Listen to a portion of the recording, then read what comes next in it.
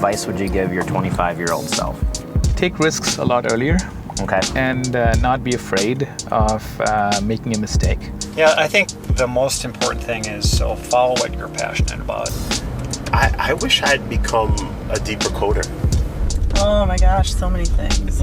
Even though I went into a startup company and felt like I was taking a ton of risk, I really didn't. You know, if I think about my 25-year-old self, I was also, coming out of school pretty broke. And there was a lot of opportunity. I was in Seattle at the time, had a lot of opportunity to go to a startup. There was this idea of you needed to be able to code, to have credibility and broad understanding of what you were pitching to clients. But the coding really only lasted for about 6 months to a year. And then you quickly moved into these leadership roles. But I actually wish I could sling some code. We were doing a retrospective and I was working with a facilitator. I talked to her about what could we do to encourage open, honest conversation, but create a safe environment where people wanted to do that. And she introduced me to the phrase, assume positive intent.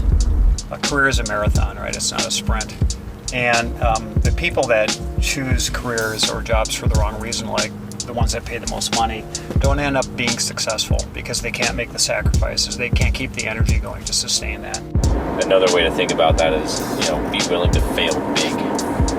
And I don't think I ever quite took enough risk where I put myself in a position to fail big. I started to think about things in terms of the outcome that we want is usually the same thing. I mean, if you want to advance, right, you've got to be willing to take risk.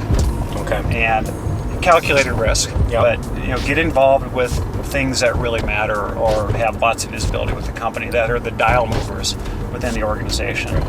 My BS meter isn't as fine-tuned as it was 5 years ago or even 10 years ago because technology has evolved as rapidly as it has. Hey, this is Jeff Martin again. If you go to leadbychange.com, you can see this show and other shows.